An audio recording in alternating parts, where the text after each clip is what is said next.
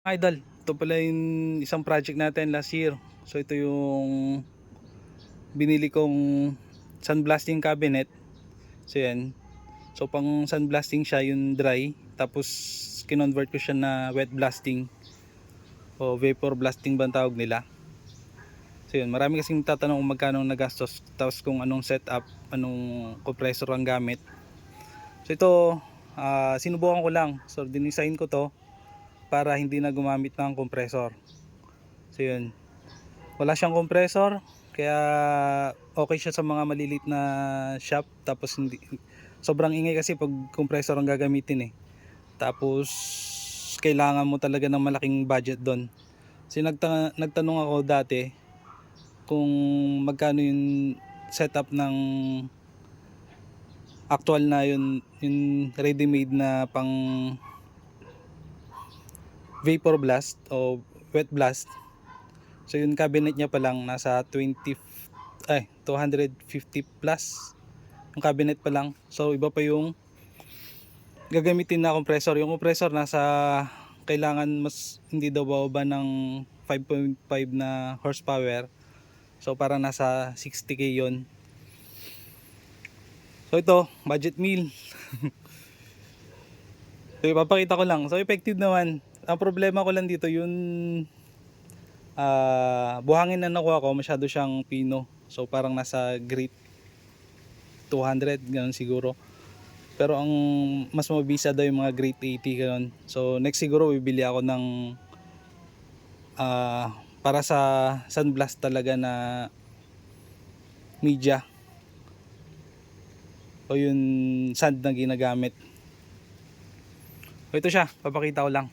So ito, binili ko siya ng brand new, itong sandblasting cabinet sa Facebook Marketplace, marami niyan.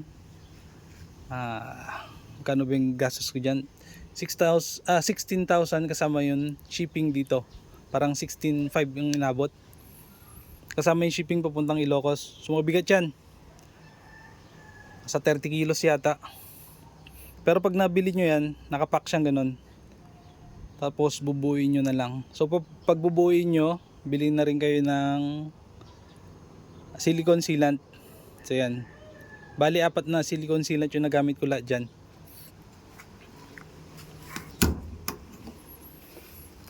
Ito yung loob nya. Ayan,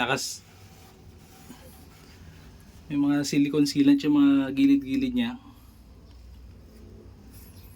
Tapos yung gun natin. So ang kinonvert ko lang dito, yung pinaka seal nito, ayan, parang hindi niya kaya yung pressure ng tubig sa pressure washer. Washer pala yung gamit natin instead na compressor. So yun. So pinalitan ko lang ng mas matigas na o-ring to para kaya niya yun. Meron pa. Para kaya niya yung pressure. So ito yung para sa tubig. Tubig lang. Tapos ito, tubig at saka yung sand. So magsasama siya dyan. Tapos yan, lalabas siya dito. Ganyan lang siya. So pauba siya.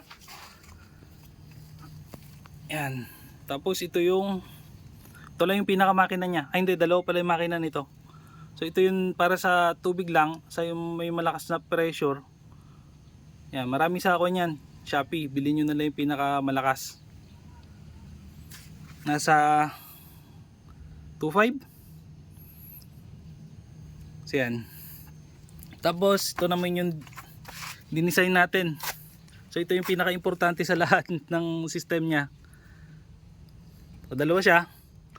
Dapat magkahiwalay yung maduming tubig o yung tubig at saka yung media.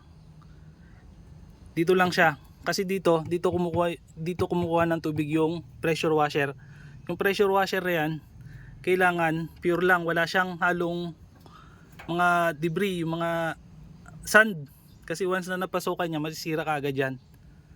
So yan. Saka may marami rin akong galito. So ito yung pinaka last defense ng pressure washer. So meron siyang strainer dito doon sa kwan, dulo nitong hose na galing dito. So dito yung malinis na tubig. Ayan. Ito yung higupin ng pressure washer. Tapos yung tubig na may buhangin dito lang siya. So ito may dalawa siyang linya dito. Sa dulo nito, mayroon pa si tanggalin to eh. Pero bubuksan natin kung kanya pag magpapalit tayo ng media. So sa dulo nito meron siyang pino na strainer. So may pino na strainer to, tapos dito sa kabila. Tapos ito meron siyang 2 horsepower na submersible pump. Yung 2 horsepower na submersible pump, siya yung magpapump ng, siya yung maghahalo ng mixture ng buhangin na sa tubig, tapos siya rin yung magpapump sa papunta dun sa gun. So ganoon lang siya. So yung mixture ng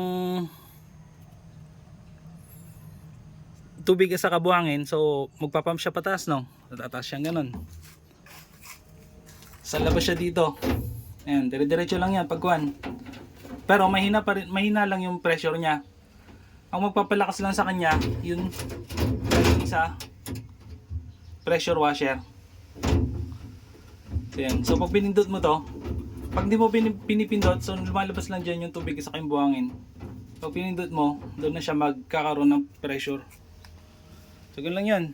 So pag nalilinisan na yung parts, mahuhulog lang yung tubig ulit dito. So pupunta lang ulit siya dito. Tapos yung i-strain nyo yung tubig, may strainer doon, lilipat dito yun, malinis na tubig. So parang may tubig dito, saka dito. So yan. So gagawin lang siya, magre-recycle lang siya. Para hindi sayang sa tubig saka sa buhangin. Actually pwede mo gamitin yan pressure washer na wala na itong mga to eh. Pero syempre mas malinis pa rin pag meron yun. Meron kang cabinet para pwede mo magamit sa mga commercial area gaya ng maliit na shop. Saka sa garahe, sa loob ng garahe pwede mo na siyang gamitin.